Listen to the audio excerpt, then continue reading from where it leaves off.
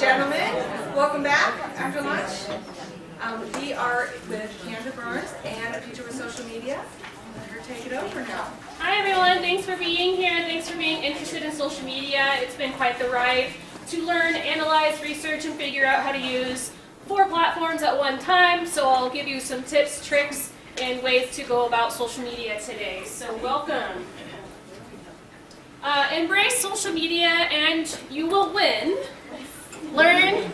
So something about myself I learned was I need to, with social media especially, we have all these pings, we have all these notifications, we have things that come at us and we're just like overwhelmed. So I've learned to do things that come into my mind and that helps me kind of get rid of my own notifications in my brain so that I can handle notifications on social media. Also, push out negative thoughts with positive affirmations daily. This is really, really helpful because that way when you start your day negative, you may have a negative day. If you start your day positive, you may have a positive day. And this matters on social media. Follow influencers that speak to you. I have one for every social media platform. And I'm really excited because with what I do, I get to actually meet my influencers sometimes, and that's really helpful. So what do influencers do on social media platforms? They challenge you. They motivate you. They get you to do things that you may not have thought of before, and if they're doing it and you copy them in a way, that's really inspiring. So you're able to do that. Read and listen to motivational books and podcasts. So I have Audible on my phone. I'm not good at reading books. I didn't know why as a kid I couldn't get through actually reading a book. But the podcasts have come about and I'm actually able to get fully through books that are motivational, self-development, and just being able to listen to them has been really cool. So I also have a podcast that I created. I'm the only woman in the world that's podcasting in the forest industry. I'm highlighting men and women in the forest sector. It's really fun. I get to learn a lot. I highlight people from Canada, the UK, Poland, America, and it's been really, really insightful. And so if you have a podcast, if you haven't listened to any yet, I really recommend going and looking at some that would be good for you. How to get heard online. Timing, relevance, and execution matter. So timing is my #1 tip to actually land timing. How do we land timing when we're overseas and we're in a completely different time zone than everyone else? And we're in a completely different time zone than in the West Coast, the East Coast. So I've, through failures and challenges of being an overseas consultant, have figured out timing. So for me, if I post at 5 o'clock our time, that reaches the West Coast at 8 o'clock in the morning their time. Also, it's really important to post things when people are on their phones. When are people on their phones? They're on their phones when they wake up. They're on their phones at their lunch break. And they're on their phones as they're lounging and eating dinner. So think about that when you're posting things. Also, relevance. Relevance is really important. It's my second tip that I talked about. So relevance is International Women's Day. Relevance is Independence Day, or any of the international national holidays if it's relevant. So May the 4th be with you was really cool because it was relevant, and we made it relevant in the forest sector by saying May the forest be with you, and we posted it in a Star Wars type format. And I posted it on one of my clients' pages, America's Forest with Chuck LaBelle, and we had thousands of people looking at it. I didn't even put any money into that. The Facebook ads, I didn't even try anything like that. It was completely organic and thousands of people were looking at it because it was relevant. So relevance is important. Execution. We can no longer post something and walk away. We need to actually execute our post, which means we need to make it fun. If you have any energy, if you're like, yes, I love this, this is awesome, it actually shows when you're creating your posts. So if you think of something and you see an article and you're like, yeah, that's cool, and you reshare it, but you don't put any context or anything about why you're excited about it, then it will be less likely that people will be excited about it with you because you're not excited. So what your audience likes, do more of. So yes, that means that you're going to have to figure out who your audience is and what they like. So I've had to do that. I've actually had to, post things, figure out what people like, put in some Facebook ads, see what they like, and then once I figure out the audience, which I'll show you here in a little bit, some analytics and what it looks like, then you're able to actually do more of what they like and less of what isn't popular. Organic is slower. It's better than buying followers. And yes, unfortunately, on Instagram especially, people are buying followers. This is not something that I am proud of, and this is also something that is actually bad for you on social media, because when other people are buying followers, it is inauthentic. It's very inauthentic. So all of my platforms have 1,000 followers, but they're the people in my community that will engage with my content because they are not robots. So that's another thing. Instagram and Facebook have been deleting fake accounts because it's actually inauthentic and really doesn't help us any. So we have to actually build our following slowly with real people. And people always ask me, they've emailed me, they've messaged me, why are you a social media manager if you only have 1,000 followers? Well, those 1,000 followers are real people. And that to me is more important than buying people or buying robots to do something for me. So the other thing is using hashtags to be searchable. So I'll probably talk more about hashtags because I'm obsessed with them. But using hashtags to be searchable is really important. And there's platforms where you can use more hashtags than others. But when you actually use hashtags, people can go in the search bar and look up a hashtag, and your post will be associated with that in most any platform. Yes? So I guess this kind of goes with the relevance. Relevance? Yep. That's okay. So like, I know like if you have a post, and there may not be a lot of people that see it, but if a lot of people are like commenting or liking it, is that good, or how does that work, or is it helpful to do that later? Yeah, so commenting is actually more important, and retweeting and commenting on any platform is more important than liking. So liking something can shove it into your newsfeed and put it in your friends' eyes on their phones or on their laptops. However, commenting actually is weighed on the algorithms heavier because you're engaging with that content. Just liking something doesn't really give a boost and doesn't give the algorithm anything to pick up. So when you write and say, good job, I love this is the coolest thing ever, that is more prevalent, and your algorithm is going to pick that up and put it in the news feed. So that's the other thing that brings me to a good point. Our news feeds are not like they used to be.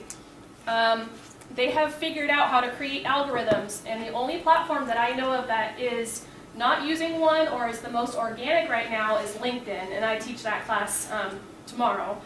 But the unfortunate thing is, yes, we have our news feeds, but now it depends on who our friends are for us to see things. So if we're clicking on our friends' posts and liking and commenting, we're more likely to see them. But if we don't engage and if we're not on the platforms, we're less likely to see them. So there are ways to kind of boost your posts and put them into your friends' news feeds, but that's just the way that it's grown in the past 5 years. So building social media. This is the social media pyramid, and so what I've done with clients is I started with just getting a presence. So what does that mean? That means that we're going to talk about Facebook, Instagram, LinkedIn, whatever the client wants. And this is also for your clubs and your associations as well. What platforms do you want to use and how do you want to use them? So I'm one of those people that I loved college and I loved homework. And yes, I give my clients homework because I have to get to know what they want. What are their goals in their community? What are their goals within their organization? So this is how you build your social media influence. So you figure out what the presence is. What platforms do you want to use? What do you want your reputation to look like online? Then you start looking at, in your community, who are your ambassadors?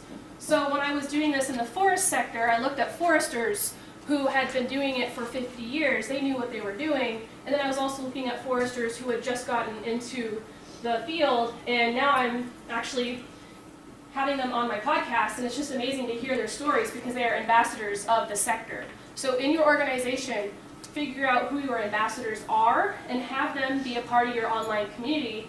And that way they can comment and like and get your feed seen because they're the people who know your organization best. So you figure that out within your organization, and then you start engaging. So have them engage with your audience. And then the top of the pyramid is your organization having an influence on others. Are there any questions about this?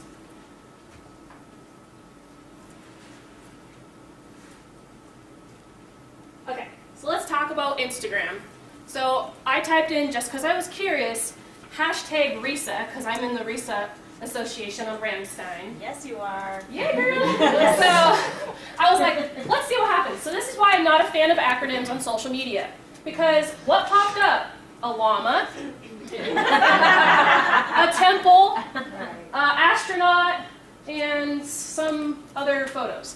So I asked the association when I was publicity chair if I could please help them do something different than just having an acronym. And so we changed it to RISA spouses, so at least it's associated with an organization of spouses. Because that word means, it's a keyword. That means that we actually have an organization with spouses. And so that's really cool. So research and use 30 hashtags that are relevant. Instagram's the only platform that you can go hashtag crazy up to 30 at this time.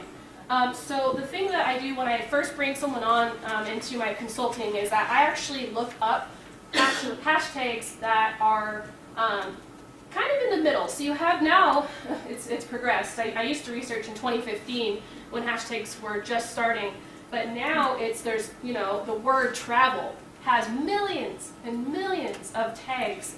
And so you can use a mix. I do recommend figuring out hashtags. So yes, it's going to take a few hours to research in your organization which hashtags would be best. So for RISA, I was using Air Force, I was using Air Force spouses, and I went to the board and said, are these hashtags that we would like to use as an organization? And then that was really helpful. So stories start with a picture, tag your location, and add in hashtags. So stories is the feature that you see with the circle up there. That means that particular profile, and yes, you can follow hashtags now, had a story attached to it. So when you go to create stories, it's kind of a new feature, and it's one of those things where it shows up for 24 hours and then leaves, but it's actually a way to drive people to your profile. It's a way for them to see it. Because they see it in the top, they see that you've created a story. So if you create a story every day, then your audience will actually see, and you'll become relevant, and you'll become part of that circle. So start with a picture, tag your location, and add in just a few hashtags into the story part of Instagram. Yes? Probably going to ask an old person question. What exactly is a story? Is it a video? What is it? You can do anything now. It's super flexible. You can put in a clip. So a video clip or, yeah. And I couldn't log on because it had the code authentication. I don't have my phone on me, so I couldn't log in and show you, so. It's like you can do like a short. You can do short clips. It's only 15 seconds. Oh, okay. So it's not a video, it's not long form, and they created IGTV for long form videos, but they created it so it's vertical and it just became too much. So if I have a client request that they want that, that's something that I would add into a package because it's a lot of work. So the long form videos are a lot, you have to edit them and create more. So this is just like a quick 15-second thing. But yeah, you can. I found out that when I add the location and put in hashtags, and you can also tag other people in your stories, I recommend doing that as well.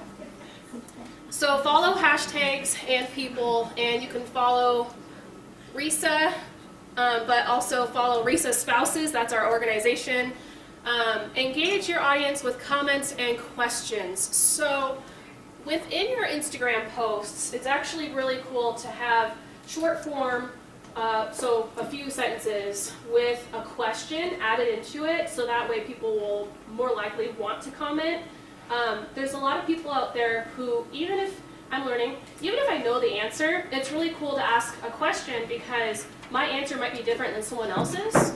So when you're creating Instagram posts, think of ways that you can engage people by asking them questions. So stay away from using acronyms and random stuff comes up. Let's see if I can go into the Instagram to show you guys some of these things. Do you recommend using like the poll option or the questions option for stories if you're trying to build a bigger brand? Because now stories on Instagram and on Facebook, you can add the poll or the question to. Mm-hmm. Yeah, definitely, because that gets people engaging with your content. So that's the difference, is posting and just doing nothing is now not working as well. So It also helps silo your content, doesn't it, for building search? yes. Yeah, so the other thing that some people have wondered, so you can also do emojis in your post, you can do hashtags within your post. So this is short form with a question. Is everyone able to read the Okay, so what are all the dots? Like, what? Because I see that on Instagram. I'm like, what is the dot? So the dots is to break up the hashtags because hashtags are less formal looking now and people weren't used to them. So we are dragging you down to, so first of all, we want you to see this. This is what we want you to like look at, and then when we do the dot dot dot and the hashtags, that's because the hashtags are ugly. Well, how do you do that? Because, okay, I'm sounds. I have a scheduling platform, so I do it ahead of time. I hit the space bar and then I do the dot and it doesn't. You have to do space until it Yeah. exits and then you dot. Or you can copy and paste. So copy and paste is my best friend. I use copy and paste all the time. So You can create the template in your notes section and then it already has the characters. yeah, that's another one of my tricks I'll show you guys. But yeah. Oh, this is the Finnegan area. It's on the Mosel.